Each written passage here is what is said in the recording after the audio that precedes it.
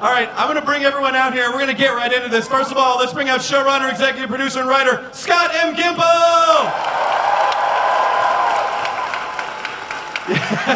Kirkman. Also, executive producer, Gale and Hurd! There he is, the Kirkman Brigade. Executive producer, Dave Alpert! Executive producer and special effects maker, supervisor, director, Greg Nicotero.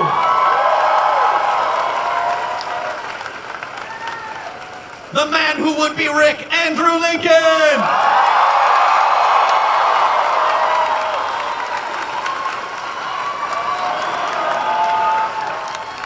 Glenn, Stephen Yeun.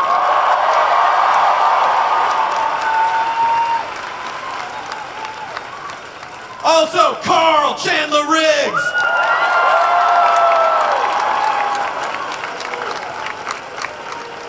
Michonne Danai Gurira.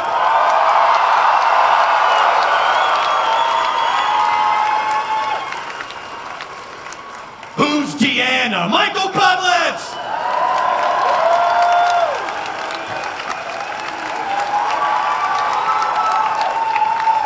The wonderful Carol, Melissa McBride.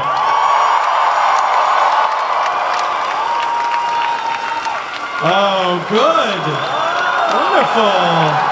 Wonderful.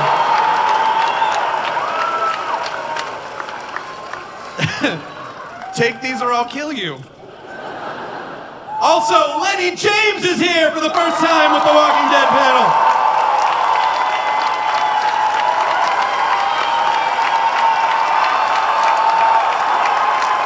Sonequa Martin Green!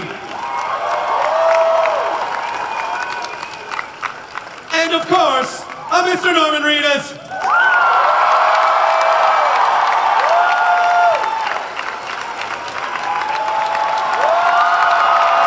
Your 2015 Walking Dead cast. Taking pictures. So everyone, please have a seat. Let's get into this.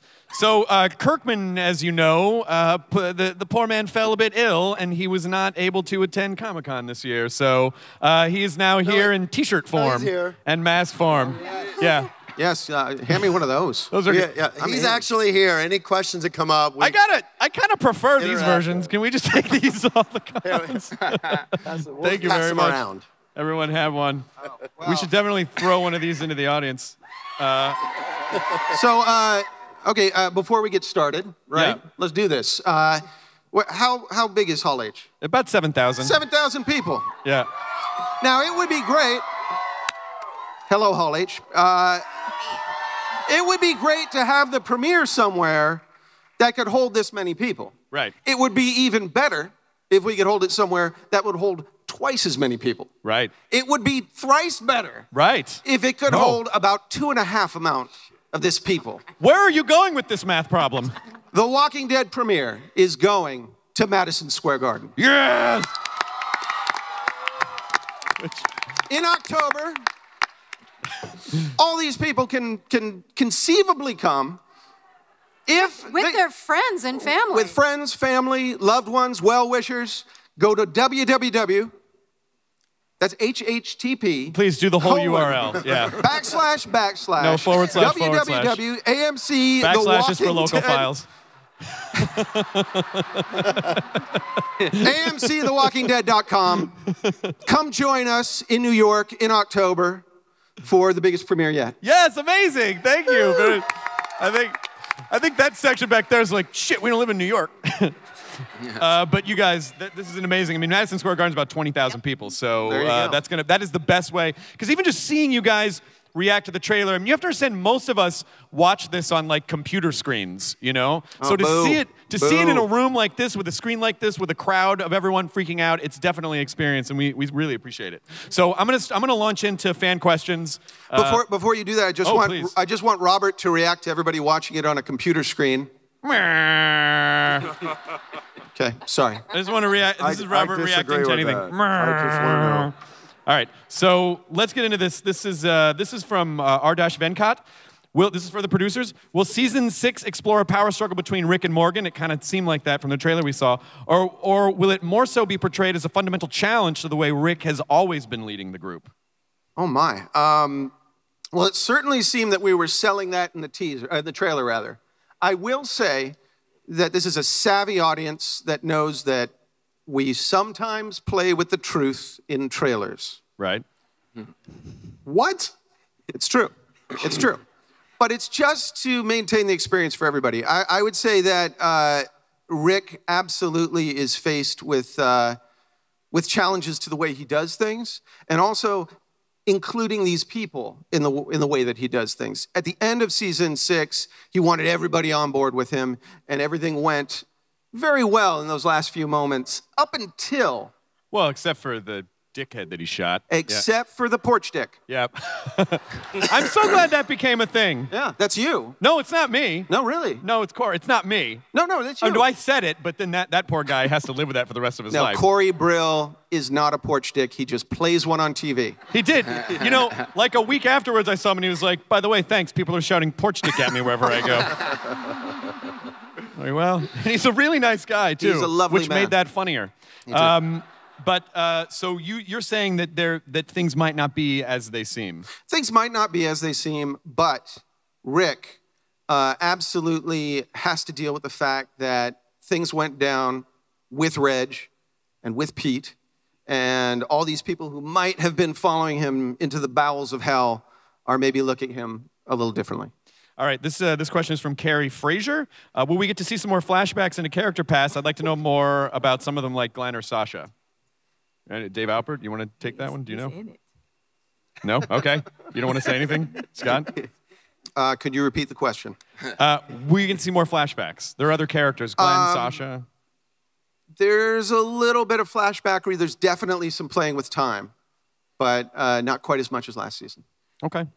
Next question. This is from iDan25. Will the Wolves from season 5 finale finally play a big part in season 6? The Wolves will be a part of season 6, hopefully in a way that you don't expect. All right. Chris.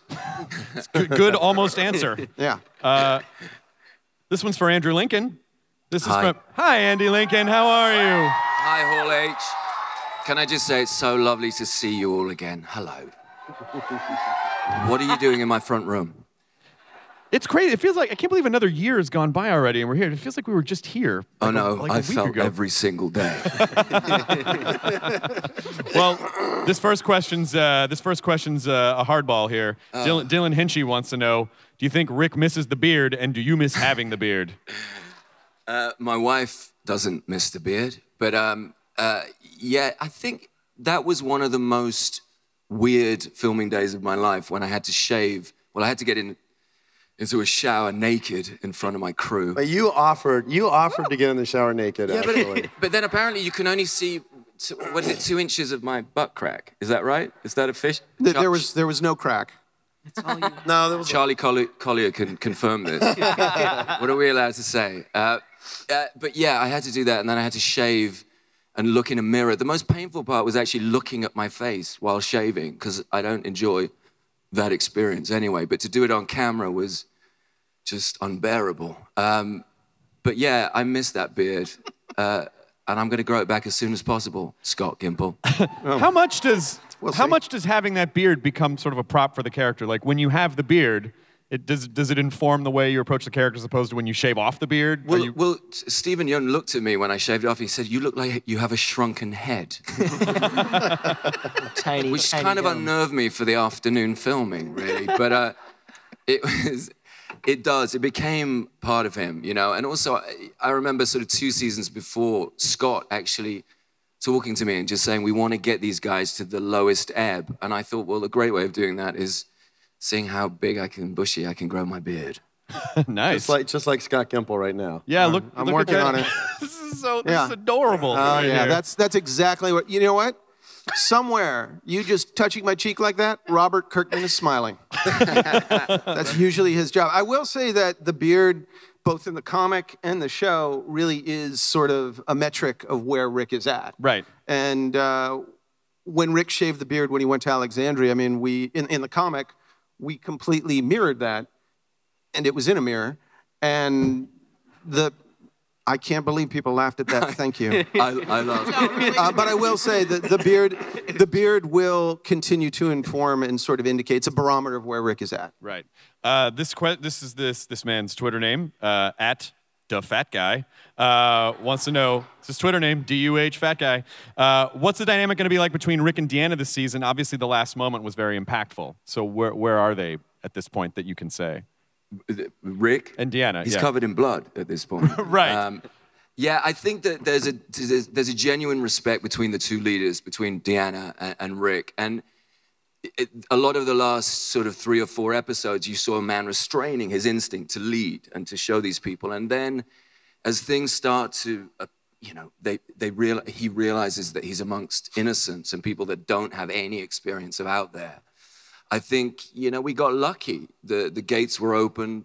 We got Walker's. I had a zombie shower at the end when I blew his brains out. And then of course, when Pete came in, he slashes Reg, and I shot him. Yeah, but it wasn't just that you shot him. That was Deanna. It was an execution. Acknowledging you were right. She did say, do it. Yeah, I was going to do it anyway, but... Well, then that just means you guys were simpatico. Yeah, that's true. Yeah, but that's the struggle between the whole time, is that you have this insulated community that thinks that things can still be the way they were before the apocalypse because they're clearly lying to themselves. They're weak, they're not trained, they don't understand what the world is like. You guys come in and effectively sort of pollute them for the better, but you had to show them that this is how things have to be now. I agree, and I think certainly a lot of the themes, it seems to be... we're exploring this season are about them and us, inside the community and outside as well. Yeah. And then you have the wild card of Morgan returning just at that moment. Yeah. And what he's seen, a very different Rick from the last time. And a different Morgan as well. And a Morgan we don't really know at this point. Yeah. We don't really know what he's up to and what's going on and how he's been changed. But he's damn good at fighting with that stick. Yeah. This is for Danai. This is from Aisha Grimes on Instagram.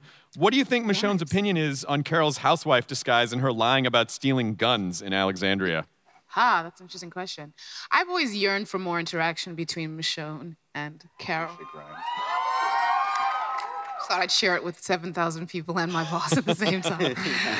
Because I adore Carol, and I think it's such an interesting thing between these two women. I think their two tactics of how to handle this world is just so interesting. They're both having tactics, but they couldn't be more different. I think she really is just catching up with where Carol is, and she has a profound respect for Carol. So she understands that what Carol's doing is for the good of the group, and it's definitely about protection. It's definitely about keeping us, on top and keeping us safe. But it's just not the way that Michonne wants to grapple with things at this moment. She's looking to actually merge community. But she's not going to get, into a big tussle with her like she didn't in that scene. She just acknowledged that's where she was at, and she was really getting the landscape of where everyone was. But I mean, I'd love to hear them converse about their different ways of seeing the world. So this is sort of a two-part question. What do you think Michonne's journey was in the last season, and especially that last thing with her and the katana, like sort of embracing that again? Where do you think she ends up?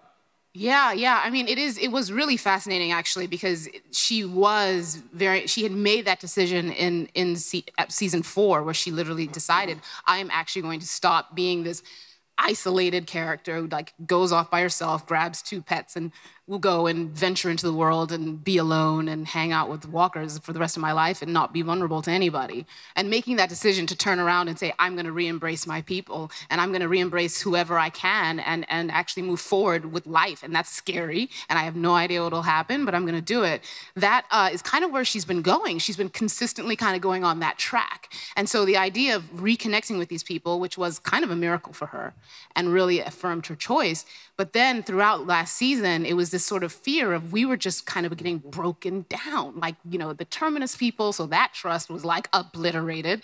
And then it's going into, the idea of going into what happened to Bob, and it was just constant, like what happened to the church, like it was just the constant breaking down. And then she started to see people like Glenn start to get broken down and how his psyche started to shift and stuff like that. And the idea that we could actually get to the point where things could get, like we actually all turn into where she's been was very scary for her. Yeah, it's interesting because it just shows the importance of this group of people, because there's always this sort of sine wave of sanity where it's like, oh, Gabriel's not doing so great. Sasha's losing it. Riggs, I'm not sure. Right. Okay, Michonne's good. Carol's good. She just threatened to murder a kid. You know, like, so Right. it's sort of like you guys kind of need each other. Michonne was a very calm presence throughout and almost sort of resigned at the end of like, shit, here we go again. Well, yeah, I mean, it was this crazy thing from like the moment of actually, saying I'm gonna neutralize Rick, which to me was like this really like disturbing moment to play. I was like, oh dang, I gotta punch Rick? Yeah. But strangely, we had a good time with it, right, Andy? Yeah. But it was such a weird moment to have to do, but it was like that breaking apart of saying, I think differently from you and I'm gonna do something different from what you do. You did hit me. Oh yeah, well, that was the best For real. take. Yeah. Oh, she hit you for real? For real. Oh, that's great. And then she jumped on me after they said cut and just cuddled. I felt bad. That's good acting. What are you talking about? I thought I really knocked him out. But no, at the end of it, when we actually, picking up that sword again, that was when you realize, okay, I have got to balance this out because there's no way I can put my weapon up there and walk away from my power when other people pick it up and use it for bad. I trust myself to use it for good. So that's interesting. So it wasn't for you. It wasn't even so much like a battle weapon as like a protection from other people. I'd never even considered that. Yeah, it is a protective force if I'm using it. Right. But if some other dude, porch dick, picks it up. Well, he's not going to be picking anything up at this point, except his brains off the sidewalk. But I hope everyone's caught up, by the way. That was a huge spoiler. If you're not, you shouldn't be in here. All right.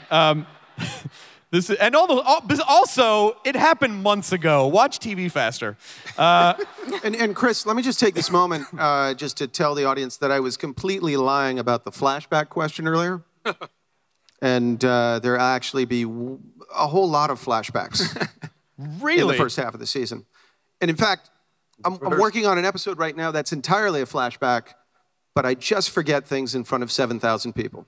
All right, so I don't know if this version is the truth or the previous version is the truth, or is that supposed to throw us off? This is the truth. It's, yeah. You're a web of lies, Scott Gimple. I'm incepting.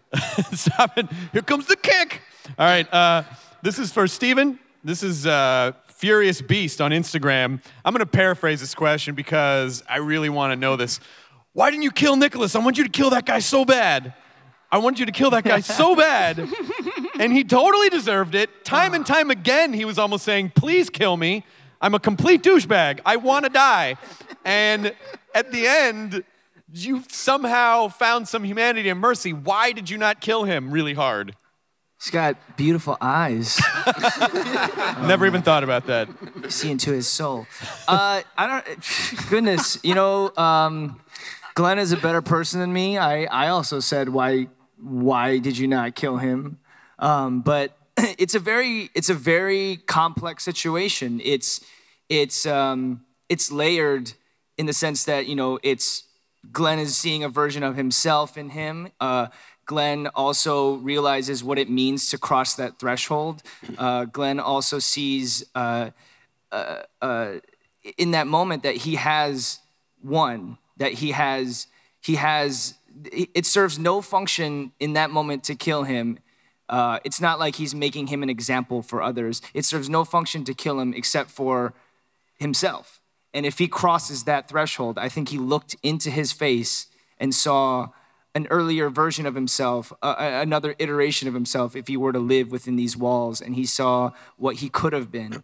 And for him, it was a chance at hopefully having him be redeemed, but at the same time, I think it was mostly Glenn trying to save himself as well. Because if he crosses that line, it's kind of game over for him. His MO at this point is he found a place where him and his wife can be there, can live there, can search for the life that they've always wanted. And part of that also includes humanity. It includes living the life that they previously had, which is not some wild, wild west where if someone crosses you the wrong way, you kill them.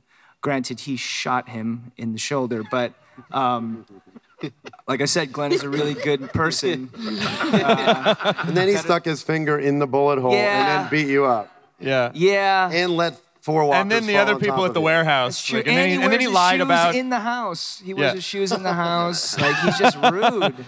He double Dude is dipped. You guys so were at rude. that cocktail party and he double dipped Yeah, in he the double took a dips, bite like, and then went back into the doesn't open salsa. doors. You should have killed him for that. He's the one that revolving doors. He doesn't put like toilet push seats for down. you. He doesn't put toilet Yeah, he seats doesn't down. push revolving doors for Yeah. you. It is a complex situation, but ultimately I think Glenn was trying to save any part of the old world that he could, and that includes his own humanity. Does Maggie keep him tethered to that world? I think they both have that together. By the way, Lauren couldn't be here, and she loves all you guys, and she couldn't be here because she's visiting family, but know that she loves every single one of you. So, but yeah, I absolutely do feel like Glenn and Maggie keep each other grounded. They have a very symbiotic relationship, and they overlap on many things, and one of those things is to preserve what semblance of sanity and humanity that they have so that they can be together in a safe and new world together. This next question is for Lennie James. This is from, yes. Lennie James, first time to the Walking Dead cast on a panel. And I have to say, the thing that was so wonderful about your character and seeing you come back is from all the seasons, people would always say, what happened to Morgan? You know, when you were just a sliver in the beginning, and people always said, where's Morgan? And I think in our heads as fans, we were like, he's out there somewhere. And then we saw you in Clear, you were like, he is not doing well. But it definitely showed a dimension, or at least maybe even a little bit of foreshadowing about what can happen, particularly for Rick. So what do you think he was doing this whole time out there? Well, what do I think Morgan was doing this whole time? You know, he was painting.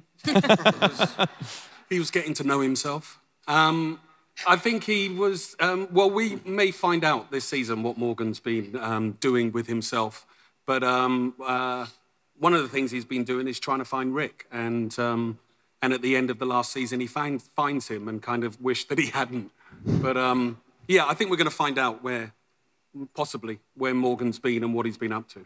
This is from Allison Loveland on Facebook. What kind of effect do you think Morgan's presence will have on Rick? Oh, I don't know, to be honest. I think Morgan and Rick have a particular kind of man love that kind of goes on. And keep going.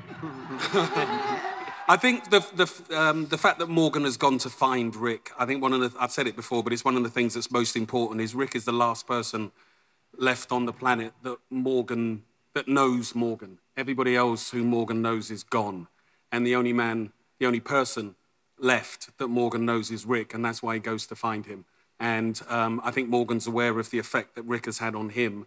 I don't know now because they meet at such a kind of important moment at the end of the last season, and this season there's going to be fallout. This next question is for Chandler Riggs. Mr. Chandler Riggs, welcome. This is from Brandon Reese 1 on Twitter. Do you think Carl feels at home in Alexandria? Oh, for sure. Yeah, I think Carl, like, I think he sees Alexandria as a restart button, kind of, just to try and start over and live the way life should be lived. You know, that's how he sees Alexandria. I love that, just that moment with the other kids there, where there's like video games, and you're like, what have you people been doing this whole time? I mean, you have, even just in your short time in that world, you're already a soldier, basically. So how do you think he's processing, how do you think he was able to process, like, oh, it's okay to be comfortable again? Well, I mean, that's why he kind of like went into shock when he walked into that room, and it was just like it was years ago, you know, back when the apocalypse started. And I think for him, you know, first of all, he sees their vulnerability, and, you know, although Alexandria is a safe place, people still need to know how to survive in case there is a threat outside the walls. So he sees their vulnerability, and sorry. Oh no, go ahead. And, this is about you, not me. You go. And so, but I mean, he has sympathy for the kids living in Alexandria, and he wants to show them how life is outside the walls. This is from @Ash Actually. How do you think Michonne would feel about Carl sneaking out of the gates following Enid? Oh, yeah. I don't know. Yeah, who you asking? Either of you. Actually, I'd love to hear you both tackle that. Okay, you go ahead. Well, okay. So I think Carl sees Enid as another survivor. She's the one person in that place that gets it, that gets how it is outside the walls. And so, you know, he can obviously relate to her, and so that's why he enjoys going outside the walls and just hanging out with her. But, you know, obviously, being outside of Alexandria isn't very safe. So I don't know how they'd react if they knew Carl was running around with Enid in the woods. What do you think? Probably better Michonne doesn't know. Yeah. You know. But I mean, I think there's the thing that Michonne really loves about Carl is that he has such a survivor instinct, and he's so smart, and he knows how to take care of himself so well. And so she was always just able to kind of relate to him like a friend, which I think the idea of him going outside there is like, you can't imprison him in one sense. Like, you can't say you may never leave these walls. I think that she would find that to be a disrespectful way of treating him. But at the same time, you know, her gut, her instinct, her wants for him, of course, are to keep him extremely safe at all times. So she probably just doesn't want to know, but she'd want to know at the same time. Well, they're also just teenagers in the and like it doesn't matter. Like if you're a teenage boy and there's a teenage girl, even if you're like, oh my God, there's zombies at the gate. If a teenage girl's like, let's go out there, you'd be like, yeah, okay. Like there's no. It's like this whole concept of you're still human beings. Like you still do things that human beings do. Right.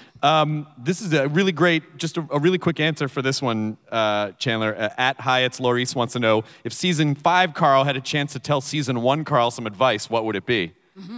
Ooh. I don't know really. I think just I don't know because I'm not really sure what he would tell him. Kill the walker in the swamp that killed Dale. Kill the one in the swamp. Yeah. Shoot the one in. Shoot the one walker that you should have shot. Yeah. Way to make him feel bad about that. All right, this is for Sonequa Martin Green. This is from Twitter. After Sasha's breakdown last season, which you portrayed amazingly, she says, parenthetically, Thank you. What do you hope she finds in season 6? Oh my, healing, restoration. Can she at this point? That's a great question. You know, I mean, she's hit rock bottom. You know, it's been an honor for me to portray PTSD in honor of those who have suffered from it. And that's what you hope. You hope that there's light at the end of the tunnel. You hope that you can cross over to the other side and find a reason to live again.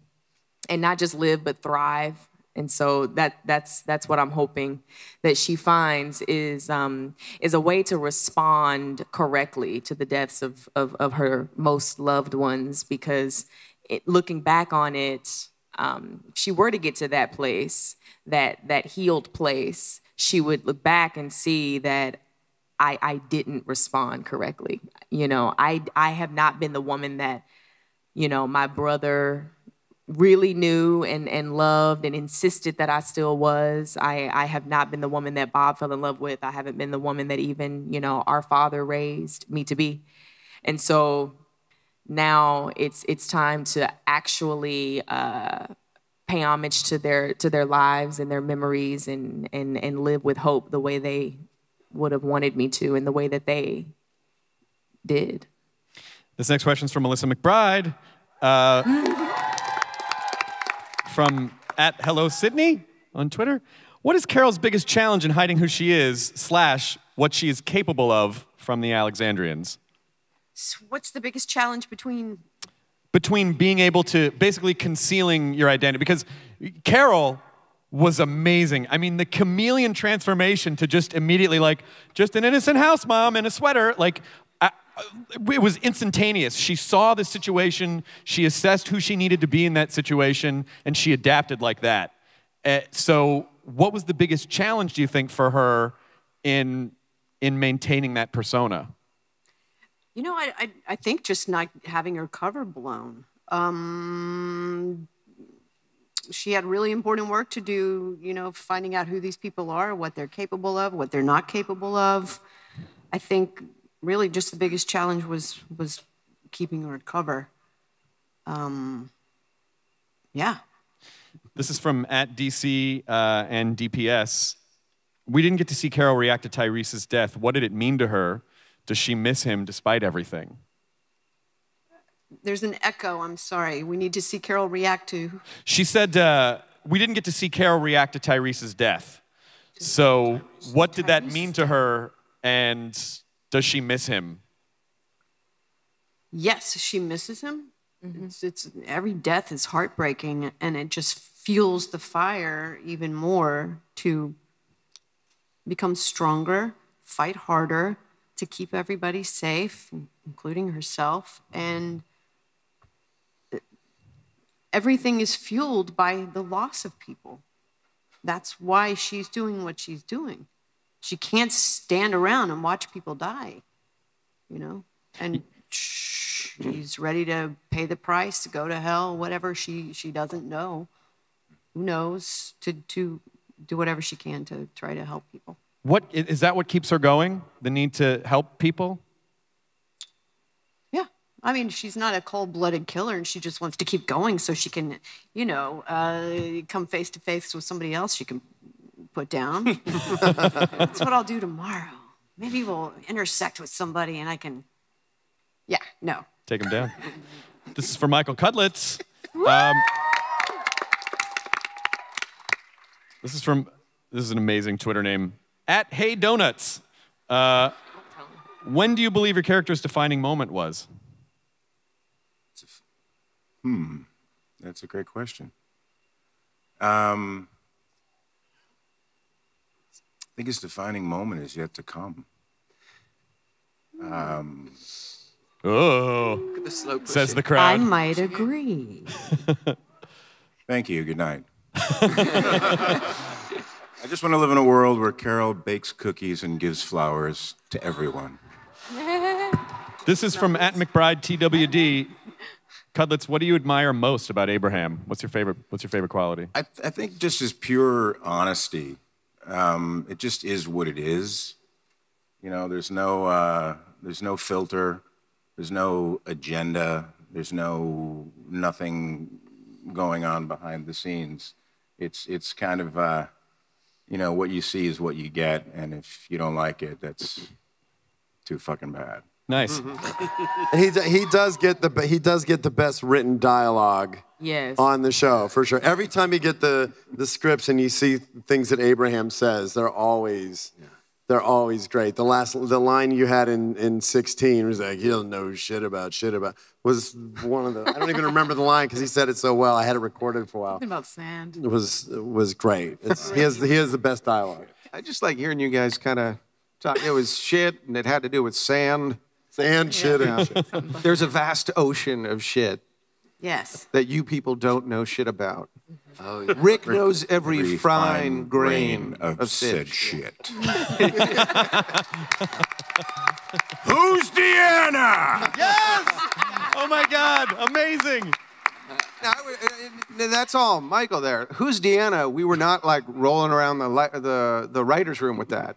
You know, like that's Michael taking 2 words and making them into an epic film. I think that was partially my fault because when he said it, it was so quiet in that scene, and he said it so loudly that we all kind of laughed. There's like some drunk guy in the back going, "Who's Deanna?" No, that happens when there's 17 actors on set. There's a scene going on. They put you way, way, way in the back. You weren't that far. And you in have the to back. deliver the line. You weren't that far in the back. You are. You could have cut that into the last shot of the season finale. It's like, blam, and then just cut to Cudlitz. Who's Deanna? Just like one last time. This is for Norman Reedus down there at the end. This is from @JennyAgio. Is there anything special that you do to get into character for Daryl? A lot of Motorhead, a lot of coffee. Yeah, stuff. I play Candy Crush a lot lately. Nice. I actually do believe that Daryl would enjoy Candy Crush. I'm so into it. It's ridiculous. And I spend hundreds of dollars. I don't even give a shit. Yeah. Well, after you just said that now, if they don't send you stuff, they're assholes. No, thank you. Yeah, you guys send me lives on that. I play forever. It's great. And then second part to that question, Jenny wants to know, what's your favorite emoji? I like the red balloon. I knew it would be a good answer. I use knew that it. a lot. Yeah. Is that my fucking questions right now? Everybody has these deep questions, and I got Candy Crush and emojis. Like, I wanted to throw you the hard balls. Okay, great. Okay, I do right before we go to audience questions. We'll have time for a few audience questions. I do have one serious question for you from @ImmortalDixon on Twitter. Which is the darkest season for Daryl in terms of his sanity and morals? I didn't even hear that. God damn it. That one's too tough. That one's too tough. Okay, which is the darkest season for Daryl in terms of his sanity and his morals? Of season? Yeah. Oh, Jesus. You asked for it. Yeah. Right. Wow. We can do more emoji questions. I'm better at those. I mean, it changes all the time. I mean, the first one, I kind of found the character in the first scene that I was on, and then I started to trust these people when Rick says, "I'll go with you to find your brother." Then I was like, okay. And then that took a while, and I remember like putting a little hand in Steven's handbag. That was fun. That was hilarious. But it all changed. And where we ended up last year when Morgan comes back with us and Rick's shooting that dude in the head, we had that scene, just before that where it was Carol and Rick and I, and they said, if this town can bend a little bit, we're just gonna take it. So I was thinking in Daryl's head when he comes back and he's shooting him in the head, like, oh, it's on, let's take the town. So, I mean, there's a little bit of darkness all over the place that pops up all the time. That just needs a red balloon emoji to brighten the day. And some Candy Crush lives. Yeah.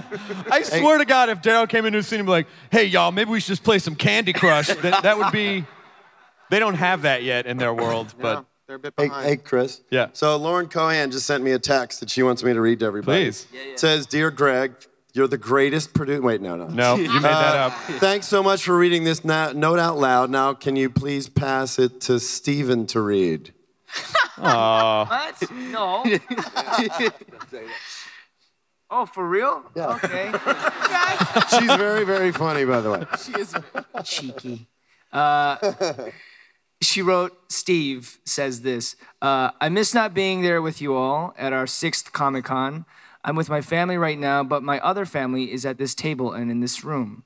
We may have already said this today, but everyone in here is who makes this show and inspires us to new Walker Kill, emotional roller coaster, fighting for life, and love heights every season.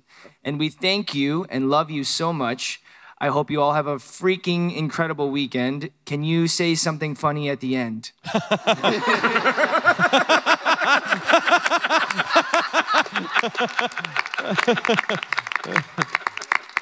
And then it says, then please give the phone back to Greg. Yeah. I didn't read that part. Well, Greg you actually did bring something to show people that was a little extra, didn't you? I did? What did you bring? bring? It seems like we're having a blooper right now here, Greg. We are? Yeah, so what could it be that we're having a real blooper about? Let me think for a minute. Oh, maybe there's clips of people that didn't get their lines right or broke character or what? That sort of thing. Just some fun. Now we every year at the rap party, even episodes that I'm directing when characters do something funny. The show's always so serious. So anytime we have an opportunity to do something a little light, I always tell Amy Lacey, the script supervisor, I'm like, mark that as a blooper. And at the end of the season, at the wrap party, we screen the blooper reel for everyone. And it's really just a great emotional release to laugh with our characters and see them do fun things. So we have something to show you guys. Hey, Mike. Hey, what's happening? What's your, Dude, you have to give a big hand for Mike. I saw him in the evening, first spot in Hall H, camped out there. What is your question? Well, there's a short little one and then one for the cast. Melissa, I can smell those cookies all the way from here. Right? And also, That I sounded want to. disgusting. Okay, well, but the cookies are right there. Anyways, I want to ask the guys, what are you more afraid of, the mega herd or the wolves? I want to ask the cast. Well, I don't know if we have time to get everyone and still get questions, but there's a couple people. Are you more afraid of the wolves or the Omega herd? I'm not particularly afraid of anybody at the moment. I guess that's true. Yeah. Yeah. Steven? They should be afraid of us. Yeah. Said very authoritatively. I think they should be afraid of us. They should be concerned for us. They should be mildly upset. What do you think, Abraham? Wolves or mega herd? Bring it. Uh-oh. Yeah, I mean, Wolves can hide. yeah, that's true. I mean, wolves are Herds can't. they're sentient beings. Like they can hunt and stuff, and walkers just rah, you know. So I would I say think I'm more concerned with the living than the dead. yeah. Awesome. Hey, good to see you, Mike. I'll see you later on. What is your name, madam? My name is Bibiana. I just wanted to ask Chandler, what did it feel like being back on set? Did you feel nervous at all or excited? Well, I think we were all pretty excited to come back on the show for the new season. You know, it's great to be back working on the show for most of my life. So. That's a literal thing. It's you know, all I've known for a while. But no, it's fun. I love this show. I love doing it. Excellent. Awesome. Thank you. Hey, man, what's your name? Hi, I'm Daniel. I'm a big fan. I wanted to ask, who's going to be the next cast member from The Wire to make an appearance on The Walking Dead? Who's the next cast member for The Wire who's going to make an appearance That's on a The Walking Robert Dead? question. Yeah. I'll just say we tried for. I'm not going to do a Robert impression. We tried for someone this year, and it actually didn't work out. But there was. I'd say we aren't through with that cast yet. Yeah. Actually, did you want to talk about another cast? Did you want to make that Yes, announcement? yes. Do you want to make this announcement right here? Oh yes, yes. Yeah, so you know, in addition to Corey Hawkins as Heath, which I don't know if anybody picked up, but we have Ethan Embry, he was in the trailer. We're really excited to play in the first episode, and we've cast Merritt Weaver as a character for the comic, but you'll have to wait to find out who. Yes. All right. Excellent. Yes. Obviously, Merritt Weaver as Negan. Yes, yes, obviously. Yes, ma'am. What is your name? Oh God, ma'am. I didn't mean to startle you. Boom.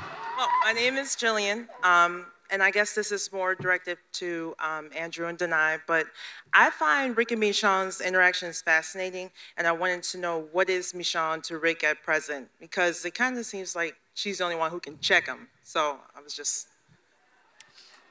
That is very true. Yeah.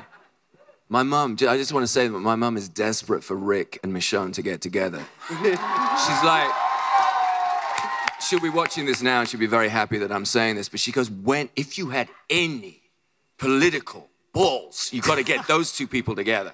She gets a bit, she gets quite fired up about it. But I'm not campaigning, Scott. No. And I've received the calls from your mom.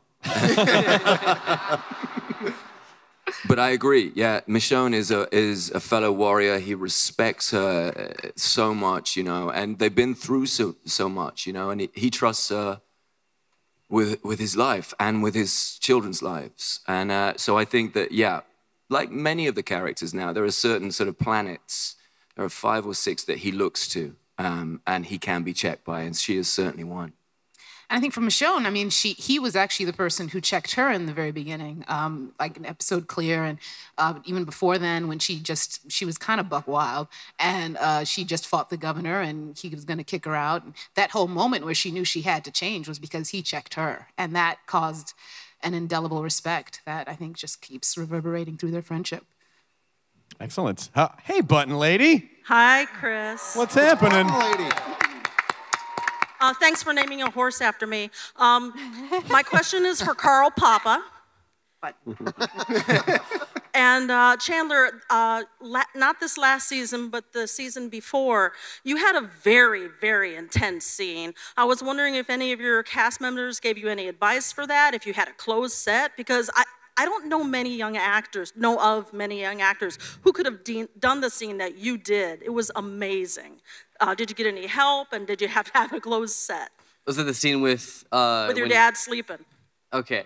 I mean, I don't know. I just do it. I just say the lines and I do it. Look, we go to him for acting help. We go to him. This is the most mature man on the set right here. Okay. No, but it's hard for those intense scenes like that. I've had a lot of them throughout the years, and it is hard doing those scenes. I think we've all had pretty intense scenes along those lines, and I mean it's just one of the things that you just got to get through and pull yourself through it. All right, thank you, Button Lady. Hi, what's your name? Hi, my name is Nai. And what's your question? Well, there is an upcoming quick kiss between two certain people that was a little bit unexpected because everyone is expecting that certain girl to kiss another certain guy. But I just wanted to know, with that kind of an intense scene, how do you relieve the awkwardness of a scene like that on set? Can she repeat the question a little vaguer? So there's a guy, and this guy's got a thing, and then there's this girl, and she's Wait, what show is she talking about? Game of Thrones. Game of Thrones. Yeah. Okay. Yeah, he's dead. He's not coming back. He's dead. It happens in shows sometimes. Let it go. Unless he comes back as a walker. Whoa. Interesting.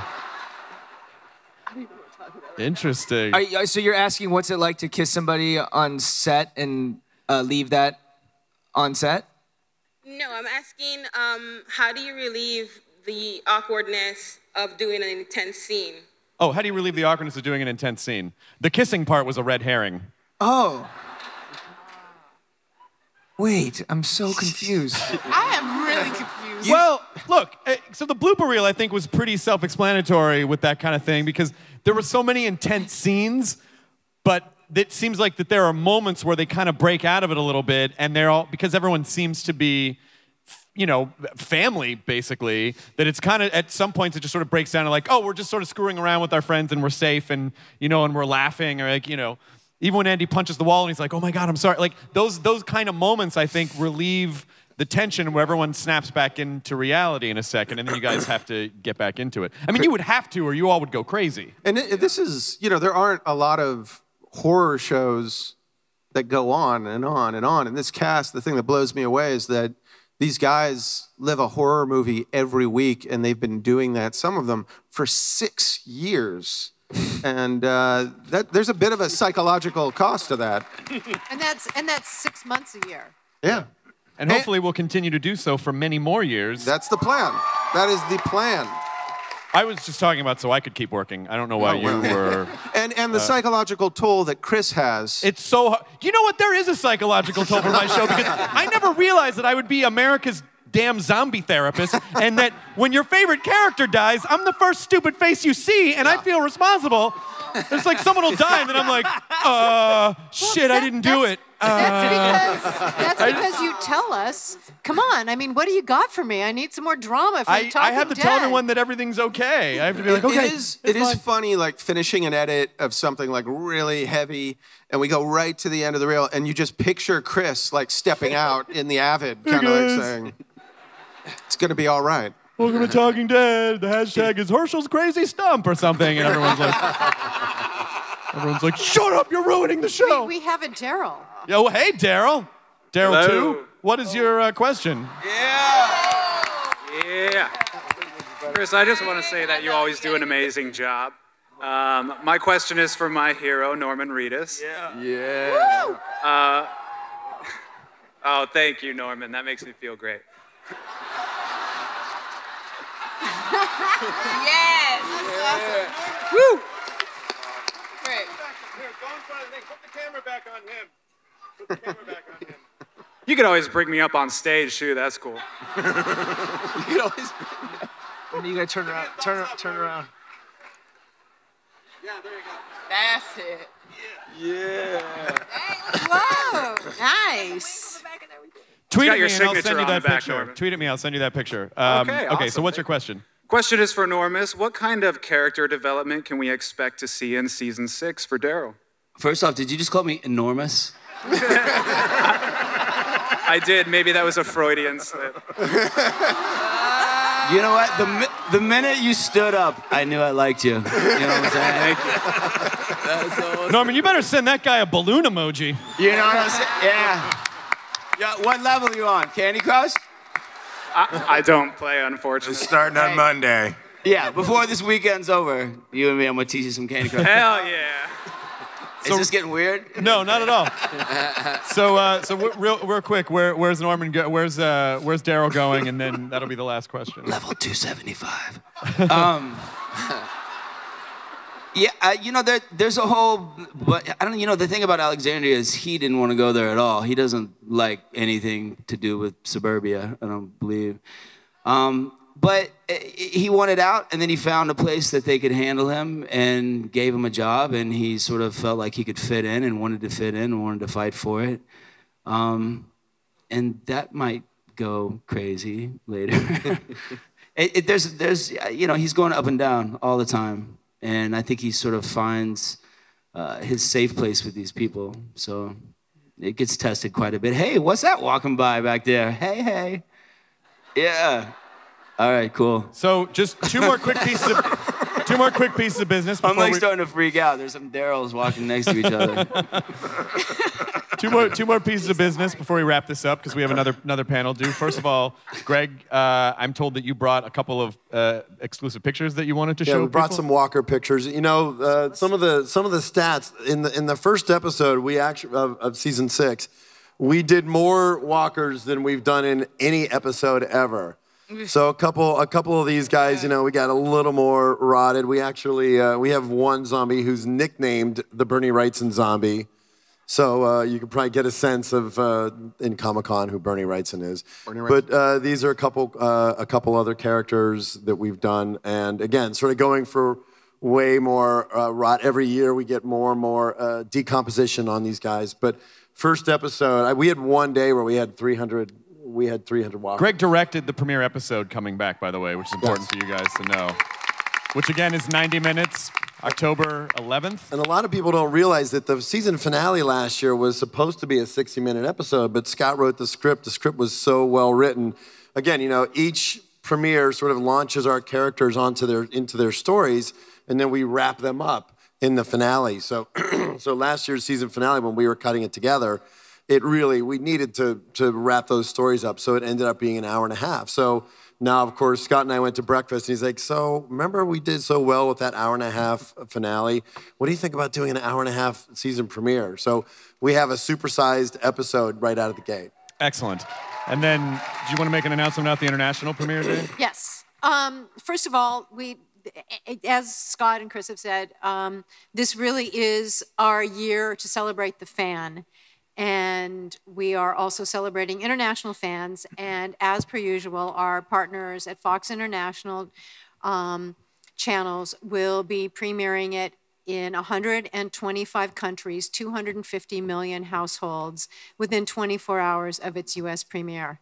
So for all of you who aren't here but have traveled a long way, you will get all these fantastic episodes really soon after you've seen them here.